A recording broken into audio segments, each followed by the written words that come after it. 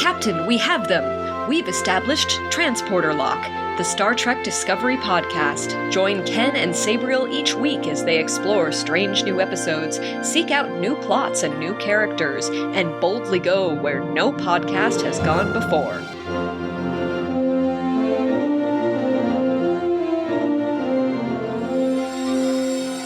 Hello and welcome to the Transporter Lock podcast for Saturday, March 19th, 2022. I'm your co-host, Chief Engineer Ken Gagney. Hi, I am Captain Sabriel Maston. Hello, Captain. How are you today? I was just trying to capture an image to recreate an old sailor photograph on my tricorder made by Samsung. Yeah, that technology is very tricky nowadays. And, it's good that they have these elaborate names for them because otherwise we wouldn't know precisely what they do. So, we are here to talk about Assimilate, but we have someone joining us. Yes, that's right. We have a guest joining us. We crossed paths in Chicago a week ago as I was on my way from Denver to New Hampshire, and I was very happy that she accepted our invitation to join the crew. Please join us in welcoming full-time Lieutenant Tactical Officer and part-time entertainer, Kayla Drescher. Hello, Kayla. Hey, everyone. Thanks for having me. This is awesome. Well, thank you for being head. It's such a pleasure to have you on the show.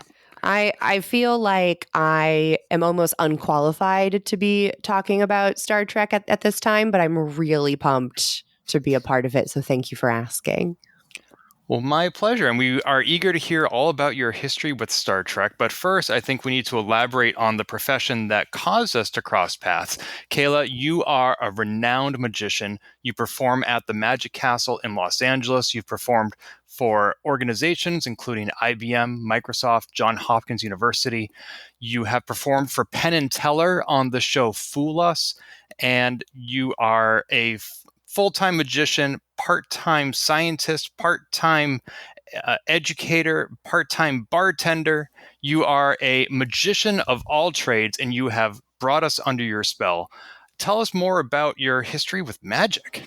Yeah, you covered it, really. So I've been doing magic since I was 7 years old. I got into it because my dad and I walked into a magic shop, and I really loved performing for people in preschool. When we had preschool graduation, the teachers was like, oh, this is Stephanie and she wants to be a veterinarian, and this is CJ and he wants to be a history teacher. And when it came to me, they were like, this is Kayla and she wants to be Maria from The Sound of Music.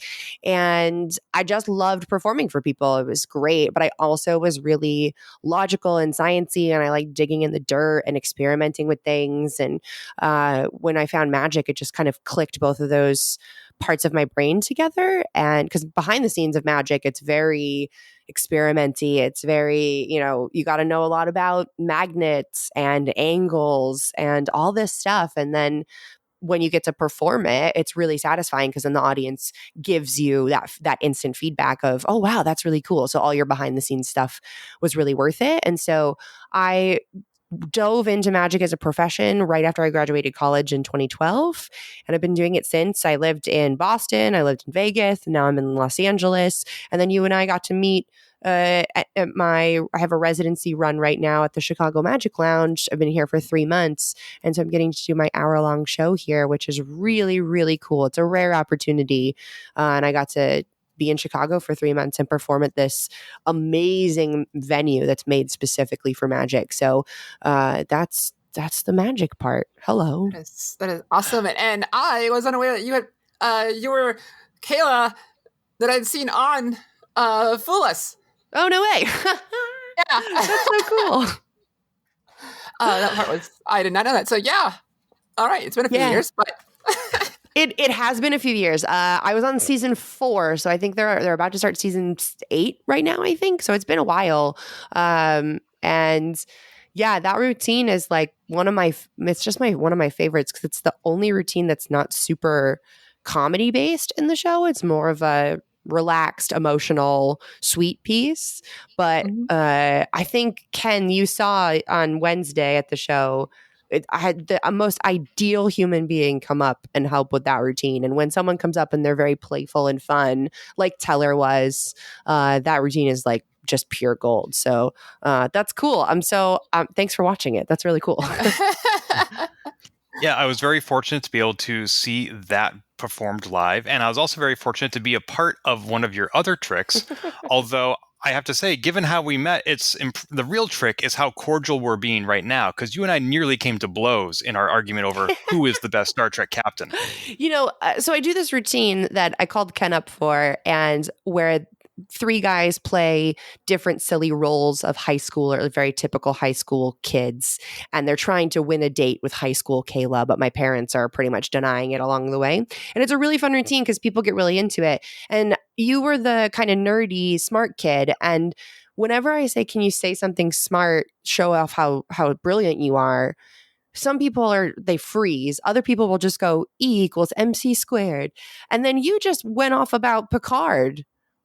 And I was like, well, this is gold, isn't it? Because Ken has no idea I'm going to go on a Star Trek rant in like 20 minutes.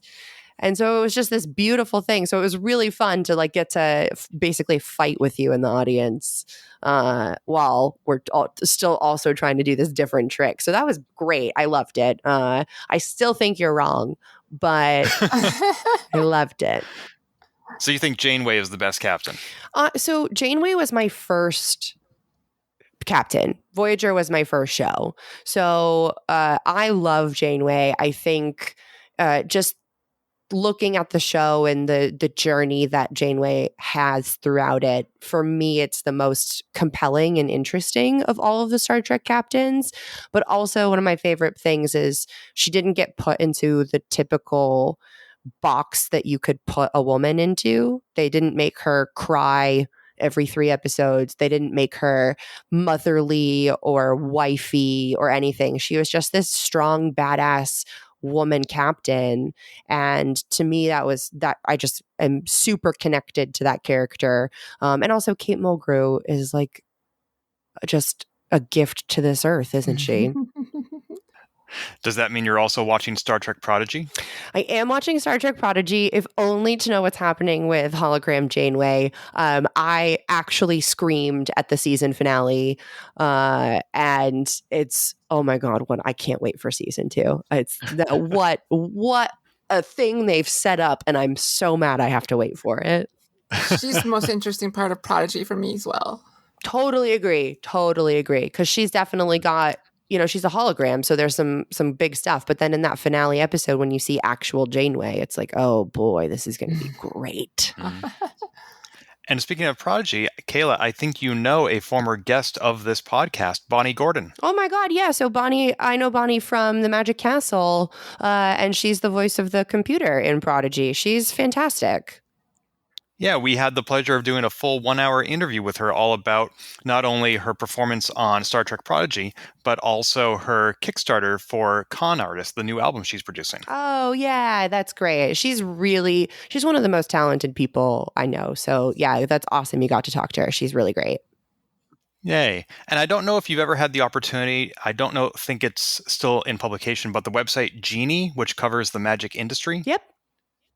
Well, another former guest of this show, Susan Arndt, was the editor-in-chief of that website. Oh, cool. That's awesome. Wow, you've got some deep magic connections on this podcast. Well done. Well, 2 data points doesn't establish a trend. You're the one doing that. So thank you so much for joining the show. I'm honored to be your 3rd data point. Yay. I think that's a compliment.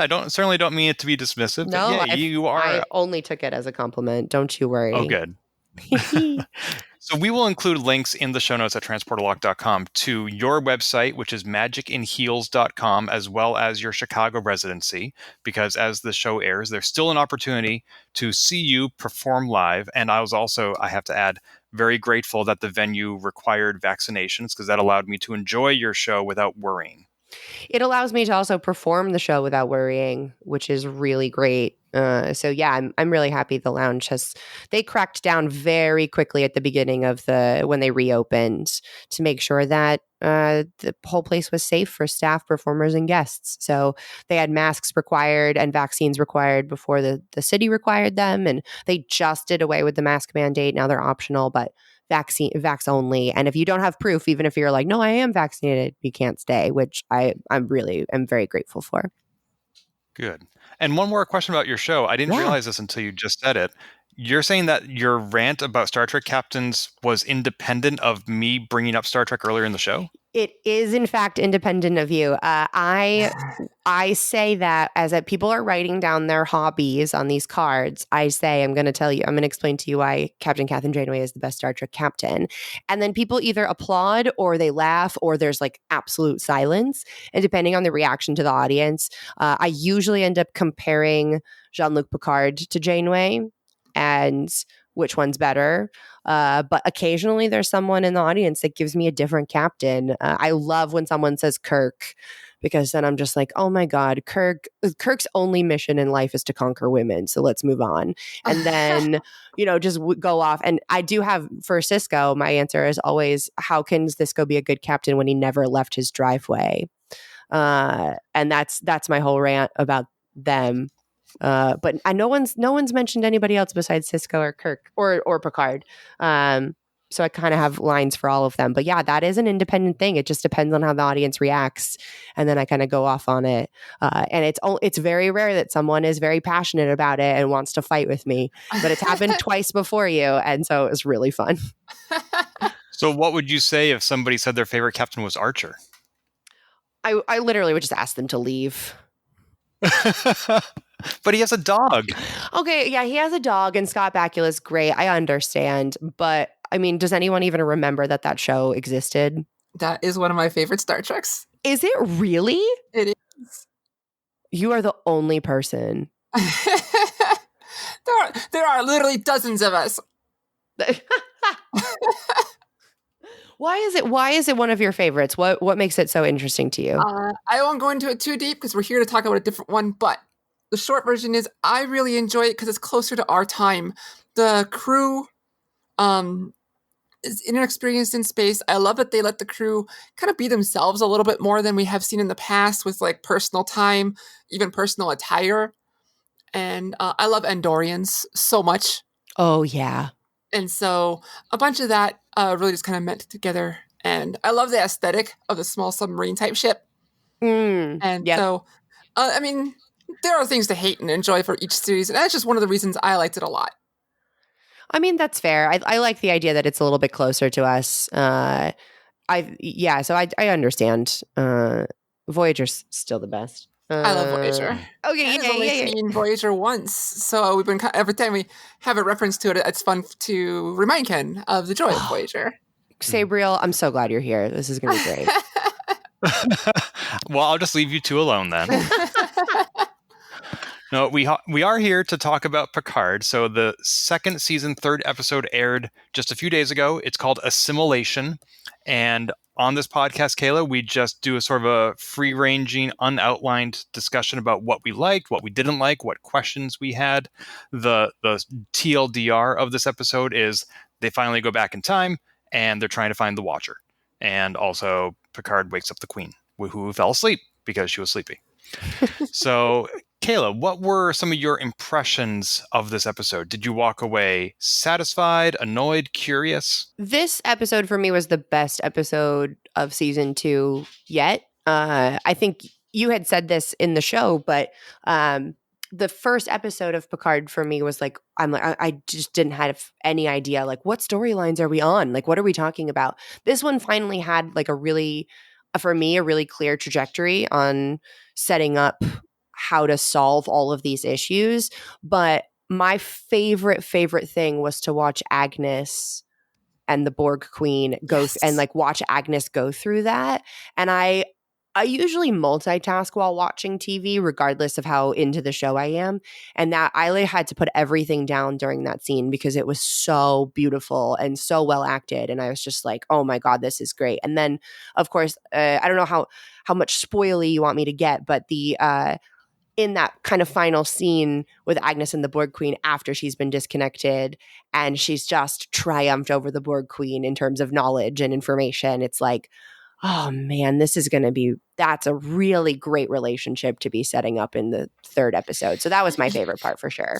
I loved their dynamic so much. In fact, the scene I can't get out of my head from this episode is when Jurati is first being assimilated.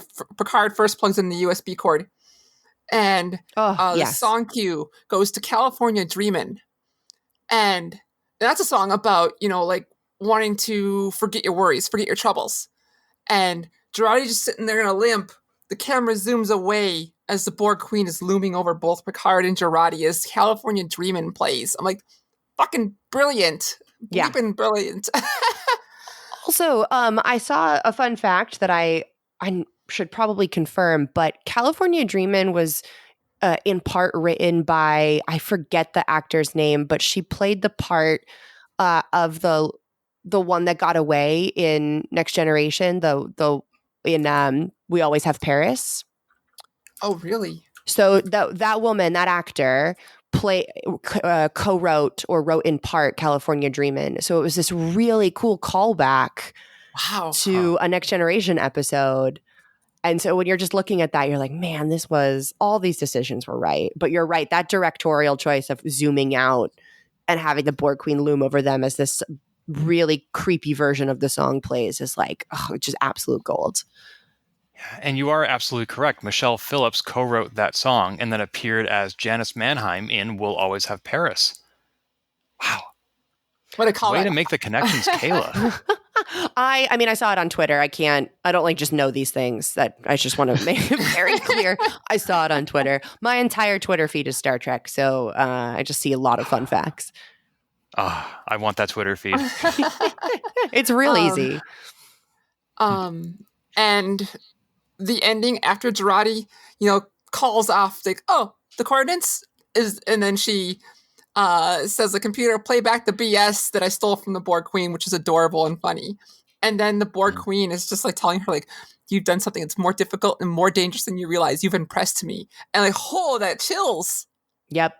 Oh, the little teacup has impressed her. I love it. Going from the Borg Queen, meeting her in Voyager, and how absolute creepy she is and how nightmare inducing. And then to have little Agnes triumph over her in this moment is like, oh man, this is going to be a really great storyline moving forward. I hope they really capitalize on it because they've set up gold. Yeah, I liked that this gave Girardi an episode to show how strong she is and what her capabilities are, because she's often perceived as sort of a bashful, bumbling scientist. I mean, in the last episode, she did open up the hole in the shield for the transporter beam to get through. But even during that, she was engaged in all this banter about like, oh, I'd hang up on you right now if I wouldn't get us all killed. And this episode is just about her being amazing with no caveats. And I really loved that because everybody on this crew has a strength. And this time we got to see hers. Like the first few episodes, we saw her getting drunk on the first episode, recovering from the hangover in the second. Now she gets to do her thing. Mm-hmm. Yeah, you're right. I forgot that she was drunk. Yeah, good call. Yeah, she's finally sobered up after everything this crew has been through. And also, the Borg Queen, I didn't realize this. We originally misremembered that this was the same actor who played the Borg Queen in either Voyager or First Contact. That actor appeared in Star Trek Lower Decks as the Borg Queen, not here. This is an original actor to play this character. However, she did previously appear, I didn't realize this, on the NBC series Timeless, which ran for 2 seasons. And I feel like I'm the only person who saw it. It was amazing. It was a time travel series, and she played the season 2 villain. Oh, cool. She's a good villain. Yeah. So here she is playing a villain again. She is. I would hate to say she's being typecast, but it's kind of hard to say she is typecast as a Borg Queen because that's a unique role. But yeah, I really like what they're doing here. Yeah, for sure. They definitely, her being a villain is really great. But for me, the Borg Queen has a little bit more personality after she jumped into, like, after her and Agnes connected. And that's really cool because obviously before with Borgs, they're very emotionless and personality void, and they're assimilated, right? They're a part of the collective. And this Borg Queen was like, oh, did you just gain some sass from Agnes? This is interesting. And so I think that's going to be a really cool thing, watching the Borg Queen be more sassy and interesting and have a personality, which I don't think she's really had before. I will say that the Borg, prior to the introduction of the Queen in First Contact, was a different kind of terrifying. That lack of personality and the single-minded drivenness, kind of like in the original Terminator movie, where it's just relentless. It's something that cannot be bargained with, cannot be negotiated with, cannot be stopped. And the Queen is a different kind of terror, but it sort of defanged that original terror to a degree. Maybe, and this is could be digging in deeper than I think. Like the collective, there were just so many voices and individual personalities that once they were simulated, they kind of muted each other. It's like the average over time of all the millions and billions of drones. And so now that we have just a collective of two, they're really playing off each other and they have each other's personality. It's much more obvious because there's only two voices. That's an interesting theory. That's really curious because there's also the idea of we learned about how when you first are being assimilated, it's very euphoric. Yeah. And that's new information, right? Like we had not known that before. And that's a really interesting that you're getting like, in a sense, a high from being assimilated. And then all of a sudden, boom, you're in the collective. And so that's really curious if it's just a collective of two. What does that mean? Yeah, what is the overriding personality? And you would think that the nanites that drive the assimilation have their own subroutines and programming that are also a force, but you're right, there is fewer voices diluting the collective in this episode. That whole like euphoric feeling, it's just like that was pretty powerful too to me. The whole feeling of like belonging. Of course, you're gonna get that euphoria. It's kind of just a general commentary on belonging, as well. Other than some fanfic I've read too, but yeah, I thought that was a really interesting take on assimilation that we haven't heard. And I love that. I thought it was just really deep.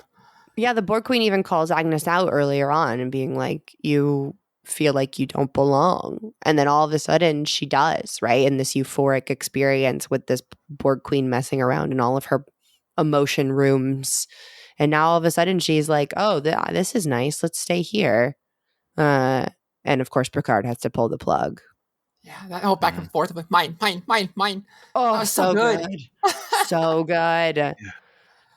Yeah, when the Borg Queen was going through Agnes's emotional rooms, my first thought was to compare it to the TNG episode where Surak is piping all his emotions into Picard. Yep. And on one hand, it took me a minute to realize that wasn't really a fair comparison because Sarek was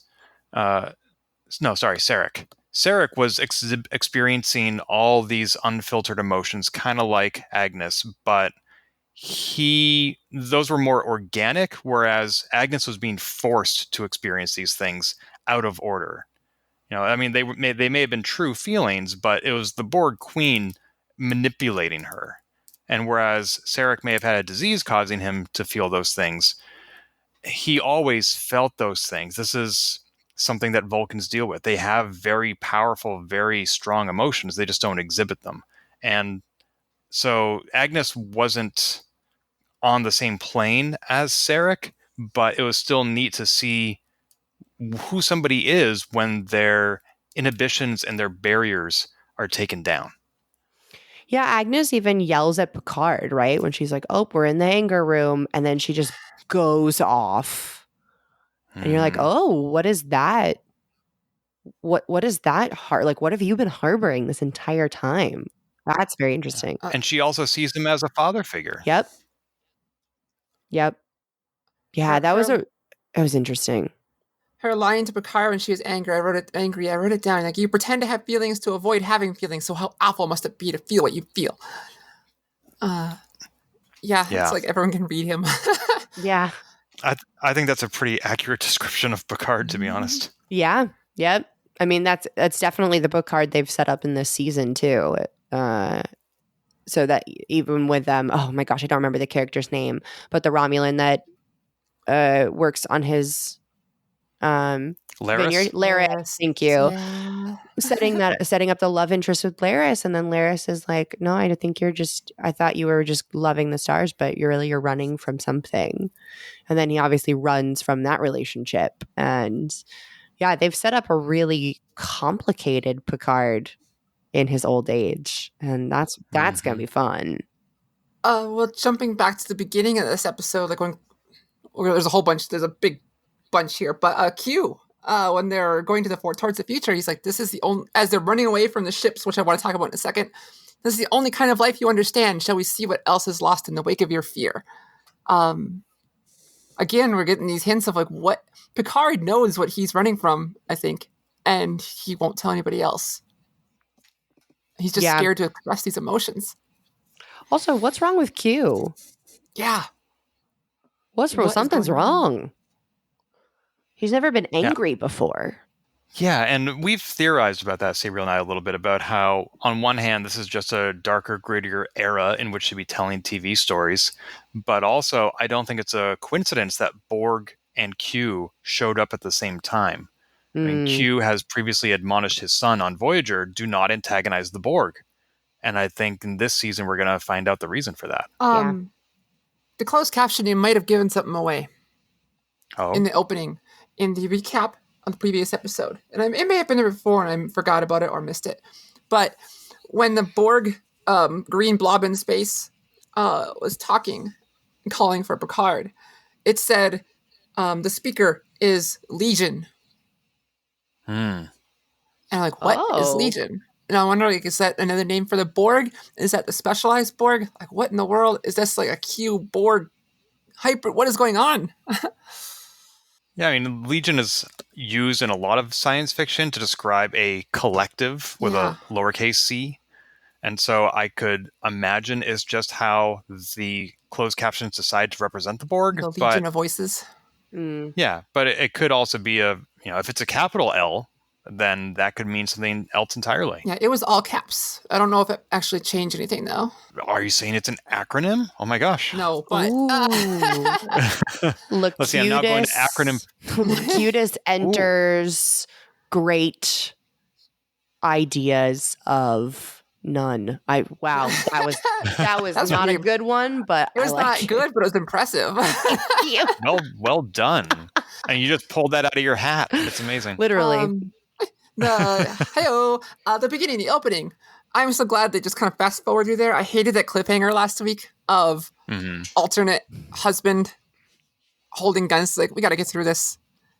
I hate him. He was such a little twat. I mean, there was so much anticipation with Seven being married when they released that clip of her being like, oh, I have no Borg eyepiece now, and there's a wedding ring, and everyone was like, who is she married to? Is it Chakotay? Is it like, what's going on? And it's just some dweeby guy. We never got his name, I don't think. Magistrate. That's a good point. Magistrate. A no-name husband. I found out online, thanks to Twitter, because I couldn't see. The ships that were chasing La Serena, they were named after badmirals, evil admirals, in the during the show run. There was the Quinn, who was from Conspiracy, the worm aliens. There was Leighton from Deep Space Nine Homefront, when they had like martial law on Earth. And the last one was the Doherty, the Badmiral from Insurrection. Oh, cool. And so that was the production crew having a little fun naming these evil ships after Badmirals. But did those names even come up in the episode? How did you get that detail? Production designer was talking about it on the Twitter. Oh, okay. And production designer. Apparently, it's some weird angle. The tiniest little stretch, you can see the text. Like, none of us would have seen that if they went to point it out, but he wanted to show off what he had done. I mean, they're always putting in these minute Easter eggs, like the rubber ducky room on TNG. Yeah. So I thought that was fun. But the thing that I hated the most about the opening is killing Elnor did nothing for me. I mean, we have to assume that that's not permanent. I don't think so. But yeah, I agree. He's too great. It's also interesting, though, that when our heroes got the phasers off the bad guys, they were set to kill. And yet when Elnor got shot, it was not set to evaporate or whatever, vaporize. You're right. Oh, good point. Yeah, he had plot armor on. Well, he deserved a lingering death where he can share final words, whereas the magistrate had nobody to talk to. And I was wondering, when the magistrate died, if they were going to make it dramatic, or if they were going to make 7 of 9 be the one who pulls the trigger, or if they were actually going to save him, or if 7 of 9 was going to be like, no, wait, we need him. I don't remember him, but I am technically married to him. And they just got rid of all of that. And I'm glad. He was just another bad guy who had to die like any other red shirt. Yeah, in a time that doesn't really exist, right? So it's like, all right, whatever. We don't need this guy. Bye-bye. It was Raffi who shot him, wasn't it? Yes. All right, yeah, Seven's girlfriend killed him. I've had enough of this. Bam, dead. Yeah, that's what I was thinking as well, is that we rarely see Starfleet characters kill anybody. And granted, Seven is not Starfleet, but the way that I was able to justify it was exactly what Kayla just said, is these people aren't real. It's just a timeline that's going to get wiped out anyway. Except Seven is so interesting in this timeline. When she and Raffi are talking to that security guard trying to go up, and you're like, what? And then she goes, oh, strangers usually don't like me. That's because you're not a Borg here, Seven. Like, you're a human. And you're very likable. Well, that's two interactions she had. Yeah. Like Raffi was like, why are you so calm? And she's just, because Seven's so surprised. People like her. Yeah. Yeah, she's so relaxed because she's used to being seen as an object of fear. And not only does this era not recognize the Borg, but she doesn't have her implants. And so I like seeing this version of Seven. It's the Seven that never got assimilated. Yep. It's the Annika Hansen. Yeah, I really want Seven just to beam next to me and wink at me. My gay heart would just melt. Aw. I approve of that. It's wonderful. So I got a kick out of the little girl being like, are you a superhero? Because like our media is so full of superheroes right now. So this person appears out of nowhere, little girl just instantly jumps to that. I thought that was cute. Yeah. Yep. I really love so much that they've set up Raffi and Seven as a relationship, because Seven and Chakotay getting together in Voyager was very weird, right? Like, I was not a fan of that relationship, even if it was short-lived, even if it was just like this lovely man is trying to help this woman become more human, whatever. Then it's just weird to me. And so when Seven and Raffi get together, it's like, oh, finally, this is correct. This is so correct. And they really nailed it. The fact that Seven just is really interested in this badass woman. Thank you. This is ideal. One of my later notes I wrote down, where is it? The gays need to talk about their feelings challenge 2024. These two are having issues. Apparently the Seven Raffi thing has been a little subtle to people, or they've forgotten, because like season 1 closed with those two holding hands. And there was an audio book of those two called No Man's Land, and they talk about their relationship. And then Raffi hints that Seven's just running away at the beginning of this season and won't talk to her. And now here we have Raffi running away and won't talk to Seven. But apparently their relationship has been subtle. Even an acquaintance last night on Twitter, it was like, I love that they're kind of hinting at a ship here. And I'm like, no, it's real. Mm-hmm.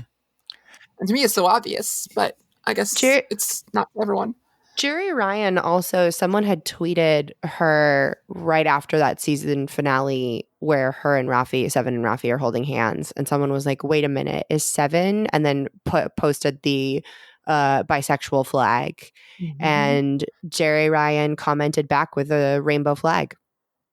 And it was like, oh, wow, this got confirmed. Yes. So it was wonderful. And yeah, I guess maybe people forgot about it, but it's there. It's great. I confess that sometimes I forget, not because I want to or because I'm erasing it, but just because, as Sabriel said, it is to some people subtle. I approve of it and I'm enjoying it, but it's not the way that we often see relationships being represented in Star Trek. Yeah, one thing I find really great about Picard, and this is something, I live in Los Angeles, and so I'm adjacent to the Hollywood scene and have worked on movies and TV shows like as a consultant or whatever. And one thing that really bothers me about a lot of modern day stuff, and I can compare Picard to Discovery, because in Discovery, every single scene is what we call an Emmy award winning scene, where every scene, the actors are trying to win their Emmy. And the writers are trying to win their Emmy. It's every scene. Oh my God, you're right. Right? So this is not my idea. This is like, we talk about this constantly. And it's just, and this is a thing that's happened in a lot of writing, in just a lot of TV shows, a lot of movies. You're just getting hit over the head with drama and emotion, and you can't ever take a breath. And that's one of the reasons why, like, Marvel movies do so well, is because you go crazy for 20 minutes in this big battle, and then it's just people having breakfast. And then, you just get to breathe. And then you go back to the battle, and then you get to breathe. And Discovery is every single scene, like some big, massive thing is happening. And here in Picard, yeah, some big, massive thing is happening, but you get to take a little bit of a breath when you just get to see Raffi and Seven discussing their relationship, or you get to see Agnes and her emotions. You get to have these lovely moments of a breathing room, and that to me is what like makes Picard so good. And what I loved about season 1 is that there are some really big things happening. It's very dramatic, it's very dark, but then you also get to just chill out and watch people be people. Man, you got me just thinking a whole other way of just looking at this thing. I love to be kind of critical of the shows too, but the term right there that you said of the Emmy Award, or trying to get an Emmy Award after every scene, like, yes, that's so true. And I like that. Yeah, Picard, we can breathe here, and we get silly little scenes of them trying to tell a guard, like, what's his name is funnier. Kevin's funnier. Yeah. Wow. Thank you. This is my appreciation. Thank you. You're welcome. The opening when they're time traveling to the future was a total callback to Star Trek 4, the one with the whales. Yep. Yeah. That was fun. I gotta wonder though, they were going warp 9. At that speed, you would circumnavigate the sun multiple times in the course of a second. And so I feel like what we saw was them going slower than how fast they said they were going. Like that happened in the movie too. They were just being consistent with that. But you're absolutely right. If you want to get to the nitty gritty, I admit it's been a while since I saw The Voyage Home. Did we actually my recollection is that they just literally slingshotted around the sun, like they went around it in a U shape. Whereas they did, and they were doing the slow. Sulu was doing the very slow count upwards for the warp numbers, just like Rios did here to warp 9.67. Very slow, dramatic. Like, okay, Sulu, we get it. But they did one slow spin around the sun, and the crew was all leaning hard to the left, and everyone's having these weird fantasy daydreams as they all go around the sun super fast. And of course, I always have to wonder, if time travel is so easy that the Borg Queen can do it, then why doesn't she do it more often? Yeah, she could affect so much. She could go back and bring back the collective. That should be easy. Right. Or even, as we saw in Star Trek First Contact, that timeline, she could go back and assimilate Earth whenever she wants. Yeah. Maybe she did make a lot of comments like, I want your ship, give me your ship. Maybe she needed a different sort of ship than a Borg cube. Excuse me, I have a question. What does the Borg Queen need with a ship? Right? Okay, nobody's getting my Star Trek 5 reference. No, they are. I just didn't have a response. I try so hard.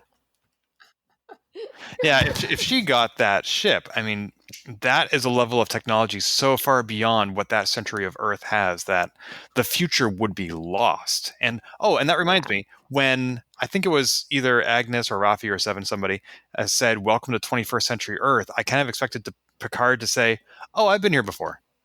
Like, this is old news for me. I came back to First Contact Day," and we also got to see, as they were panning across the landscape of Los Angeles, the Griffith Observatory, which Voyager went to. Yep. And which I had the opportunity to visit when I was nomading there just a year ago. We recreated some scenes, both from Voyager and from the first Terminator, because that's also where that movie opens.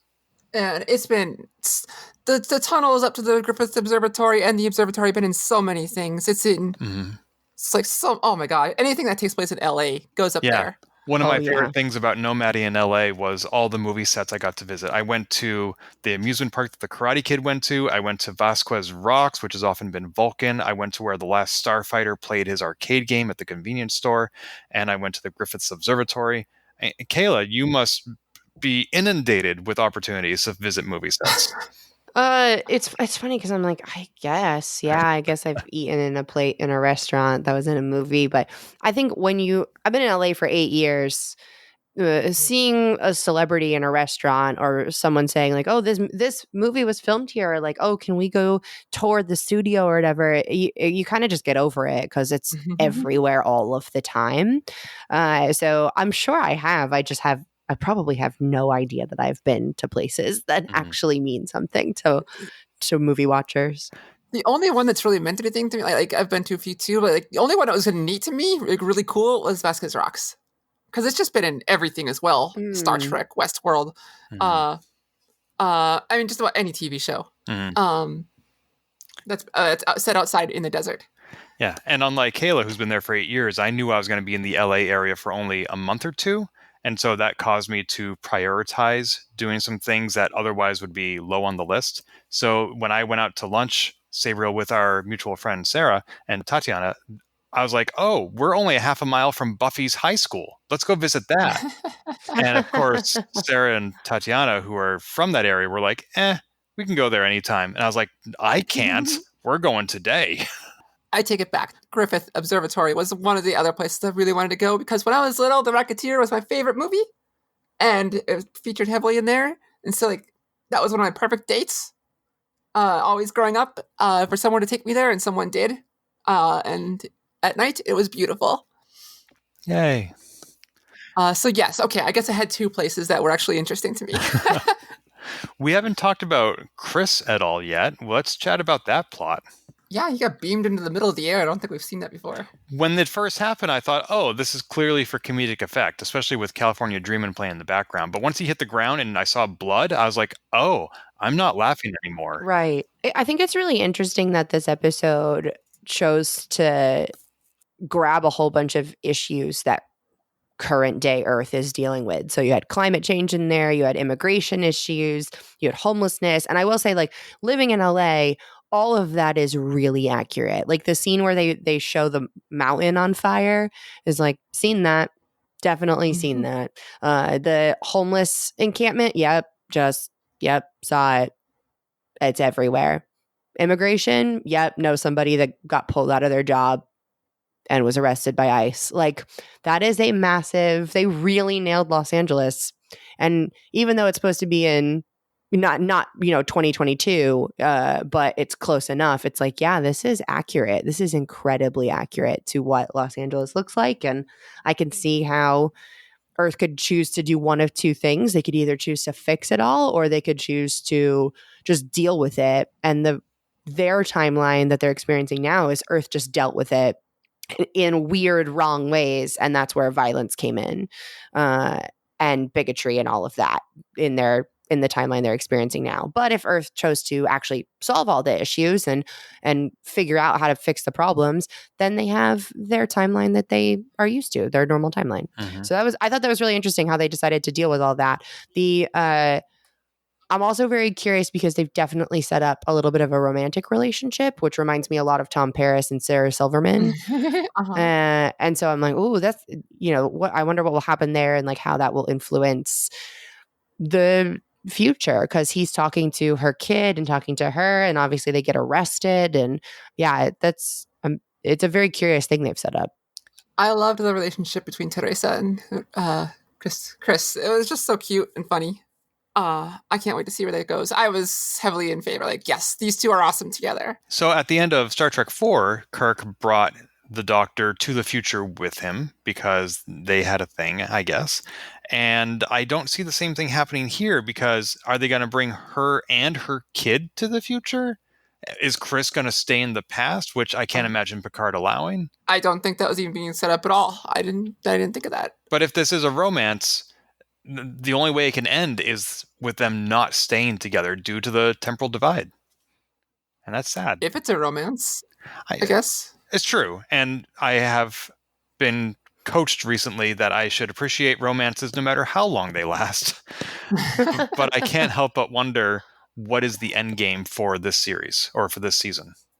There were other things with the temporal incursion that I was curious about. Like, correct me if I'm wrong, but Picard landed outside his chateau in France? So it looked like.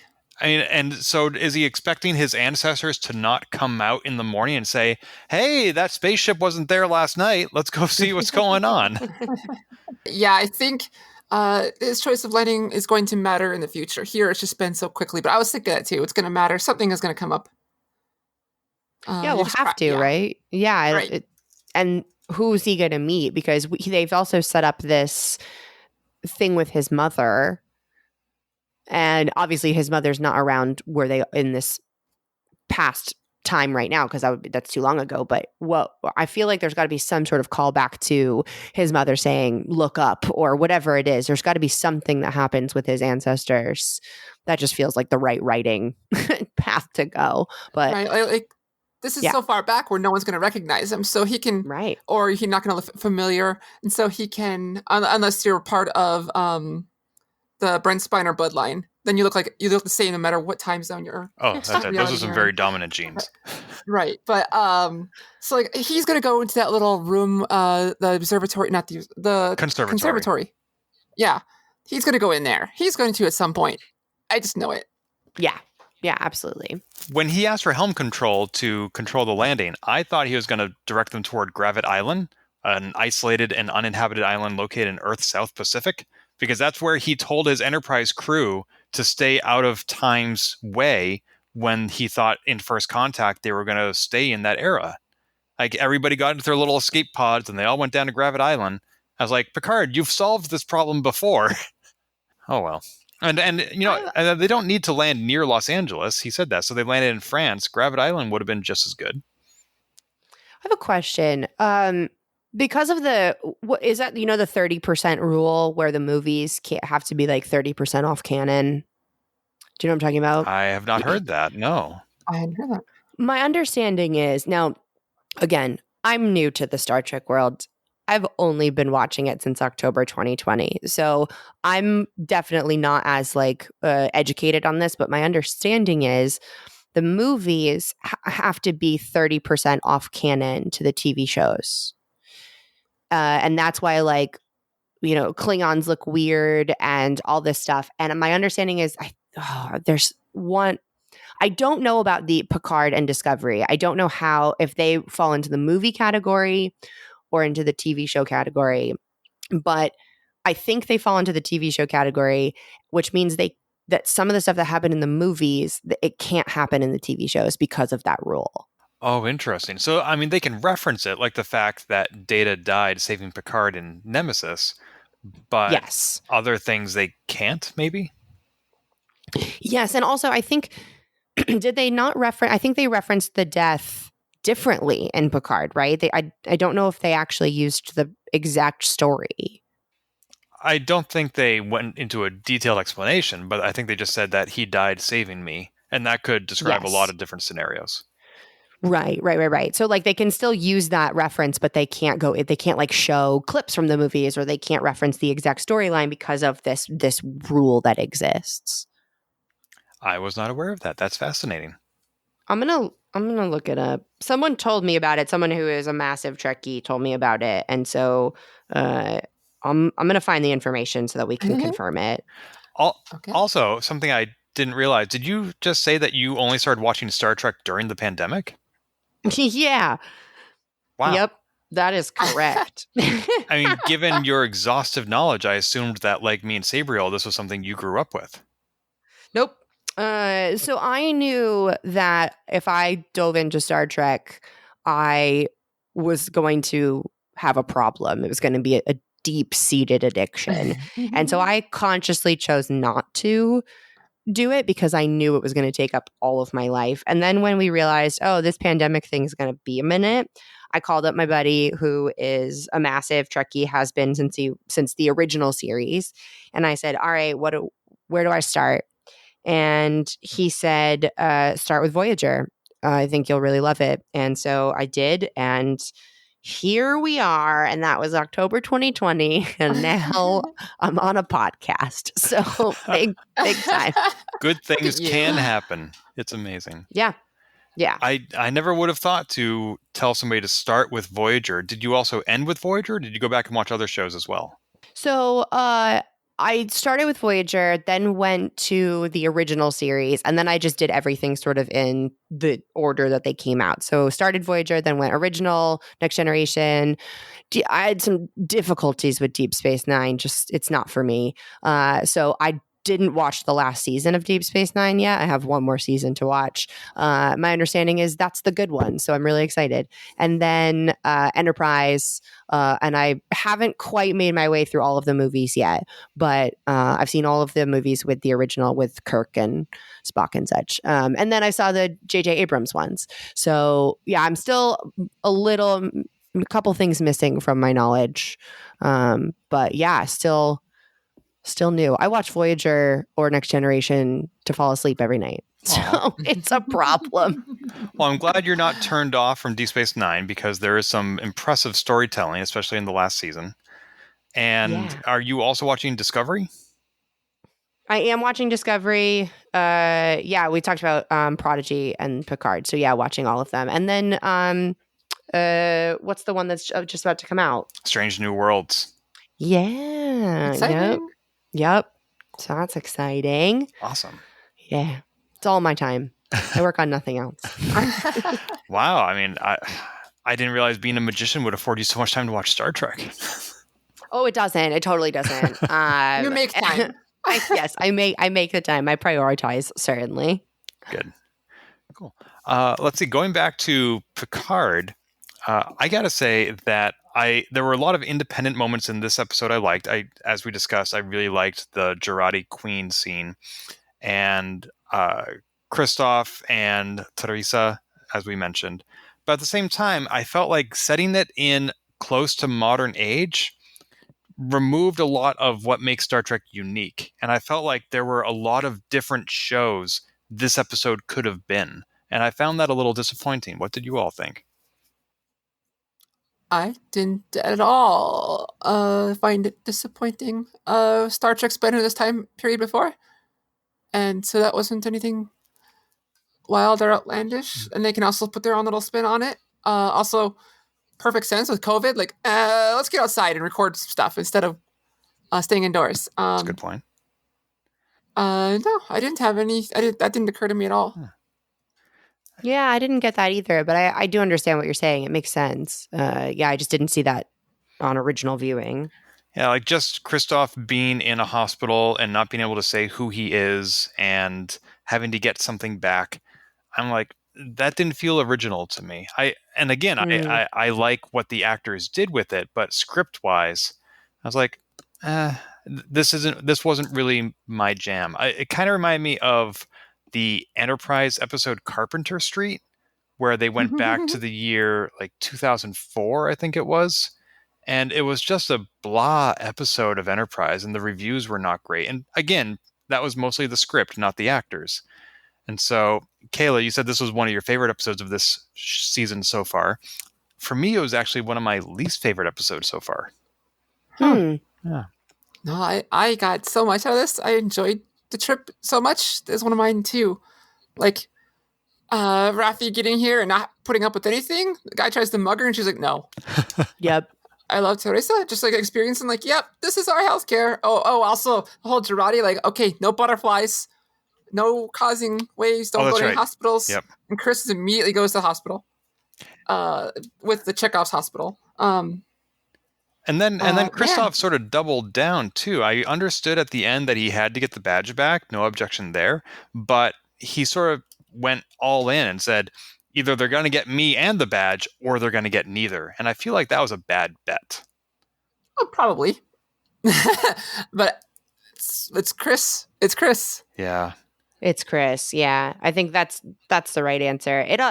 I would say that the scene of him in the doctor's office, the one thing that I really liked about it was, again, just a commentary on current day of we treat people who, are undocumented and who can't afford healthcare. So boom. And that's great. Like that's a little nod to current day.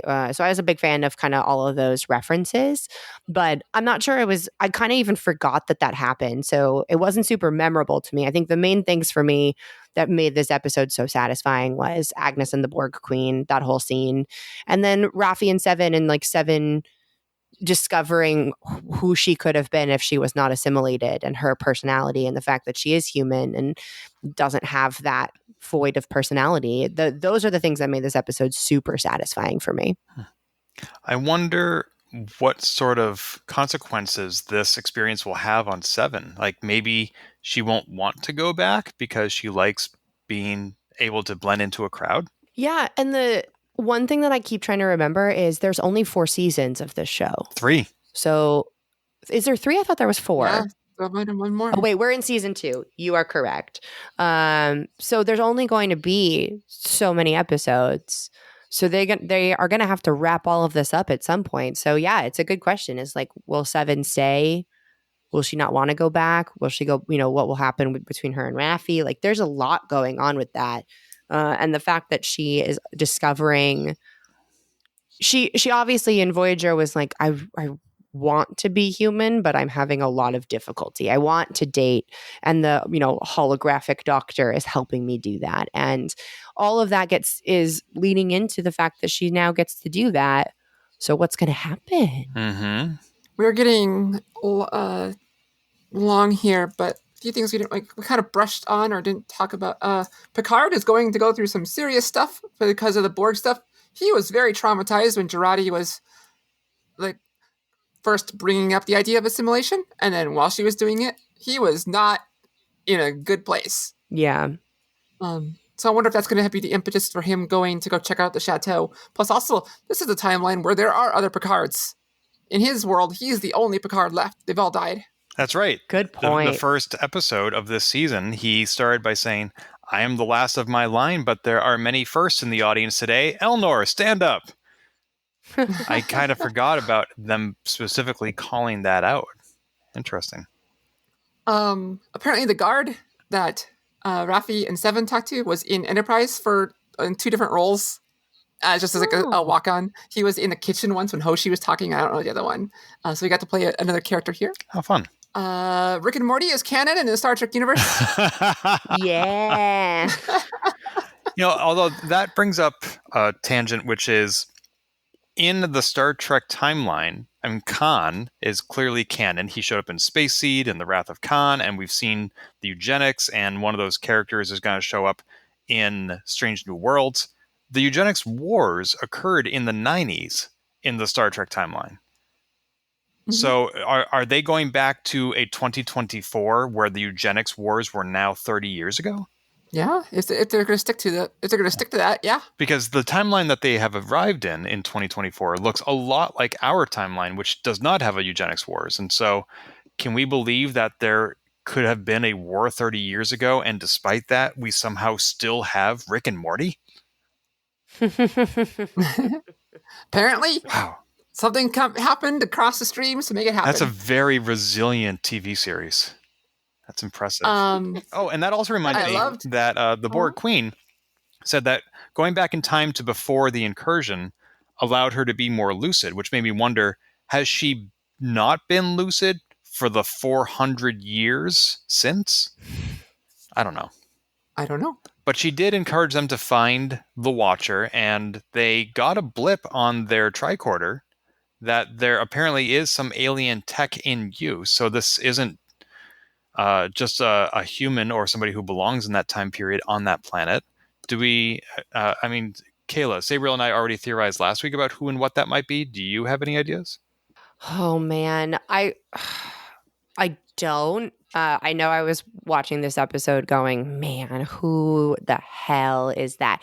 So I can't tell if they've set something, if they're going to bring back something from a previous show. I mean, in theory, it could be the I don't remember his name or what he was called, but the guy from the episode of Voyager that tried to destroy their ship, but he ended up getting slung into the 90s and is a homeless man in Los Angeles. Oh, yeah. So that was the only theory I had, but I don't think that's going to be it. What were the ones that you thought of?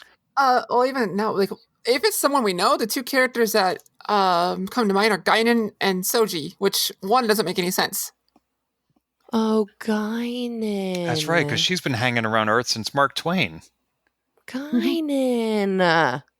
Yeah. But would Guinan, oh yeah, I guess she would have alien technology because she is not human. But they didn't set up that it was futuristic technology, right? They just said it was alien technology. Yeah. So yeah, that tracks. That would make a lot of sense. Oh, that'd be really nice. Yeah. The captain you're talking about, I think his name was Captain Braxton. Yes, I think you are correct. That is right. Wow. I think Guinan, if it's someone we know, but if it's not, then who knows? But Sabriel, you also just floated the idea of it being Soji? I just threw it out there because it's someone who's in the show and we haven't seen much yet since the first episode. Mm. I wonder how she would have gotten back there. It doesn't make much sense. Huh. But I'm throwing it out there as Q. Yeah. But yeah. Well, that's interesting because what we theorized last week did not include Guinan or Soji. And Kayla, we had forgotten about Braxton, or at least we didn't bring him up. So that's 3 options in addition to the 2 we thought of last week. So now we have 5 options. I honestly don't remember what we said last week. The ones, and I just kind of feel silly I didn't say Guinan last week. When we were talking with our guest, Commodore Mark Thompson, he thought that it might be Gary Seven, who was a character on one episode of the original series. He was introduced as sort of a backdoor pilot to get his own spin-off, and that never happened. And then the other idea is they have gone back to the year 2024, which is the same year that Deep Space Nine went back to in one season, when they encountered the Bell riots. And Captain Sisko had to ensure that the timeline was unaltered. So it's possible that they might bump into Captain Sisko. Oh man, all of these are good theories. They are.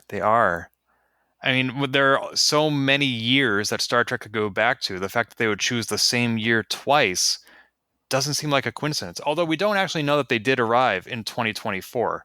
Girardi just said, look for context clues. It seems like we're around the right time.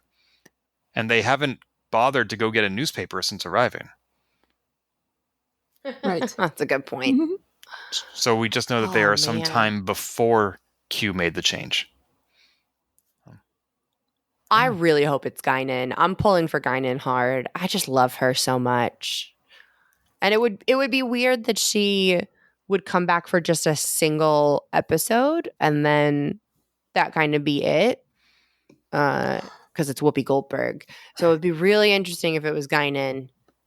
Because Guinan and Q are obviously enemies. So that would be great. They'd have to do some de-aging effects, probably.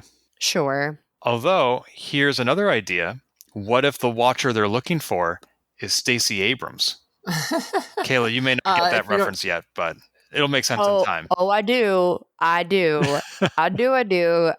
love it. I'm, again, all for it. I realize they're different shows. I don't care. Bring back the President of Earth. Yes. I mean, Discovery has referenced Picard, so it makes sense that it would go backwards, so why not? Yeah, that's true. That'd be great. Anyway, Kayla, we are coming up on time. Do you have any other thoughts about this episode you want to share? I think I covered most of it. I think that, the 2 biggest things, and I love Seven of Nine so much. I loved her in Voyager. I was so happy when she showed up in Picard. Like, I want to know so much more. I want her story to play out really big. And so I'm really looking forward to that. And I think they've set that up really nicely. Sabriel, haven't they floated the idea of a 7 of 9 spinoff? I don't remember, to be honest, but I would love that. Mikey Hart would be in love with the idea. Yeah. I mean, they have finished filming the 3rd and final season of Picard, and clearly he is nearing his limit age-wise to how much performance he can do. But I can totally see the stories being continued with other characters, and who knows, maybe Picard would be a cameo in a 7 of 9 series. Yeah. Star Trek, Fenris Rangers. Ah. I'm all for it. I'm in. Awesome. My last thought here is actually something for Kayla. You're in LA right now? I'm in Chicago right now, but oh damn, that's all right. Tell me your thought. I don't know if anyone else is going to hear this because I forgot to mention it last week. in LA right now at various restaurants. Paramount is doing 10 Forward, The Experience. My friend Shar got to do it this weekend. It is the last weekend where they have drinks, get-togethers, a little celebration of Picard. You can have themed drinks in the 10 Forward bar of the new show. And it's been going on since the 10th. That's so cool. Yeah. Oh, I'm so mad to have missed it, but wow, what a great idea. I hope it'll come back. Yeah, cool. That is amazing. I had no idea that was happening. It looks like it's happening March 10th through the 20th. So today, as this airs, is March 19th. So you have 2 more chances to get it. I would love that myself because we spoke with Bonnie on this podcast, and she was one of the cast members of Star Trek The Experience in Las Vegas, which closed almost 15 years ago now. I still miss it. Like, I got to experience it, not when she was there, but the fact that we don't have something like that today is a gross oversight. I agree. So yes, bring back Star Trek The Experience. Yes. Well, Kayla, it has been such a delight to get to know you both on stage in Chicago and now on the Transporter Lock podcast. Thank you so much. Yeah, thank you so much for having me. This was a blast. Appreciate you guys. It was a lot of fun. Thank you. Remind our listeners where they can find you online. So you can see me on all the social media platforms at Magic in Heels. Heels like your shoes, not heels like a doctor. That's been spelled wrong before, so got to make sure you know, like your shoes. And then the website, magicinheels.com. You can, but if you're looking for shows or anything, social media is the place to be. And see you all over there. Awesome. Well, thank you so much. Until next time.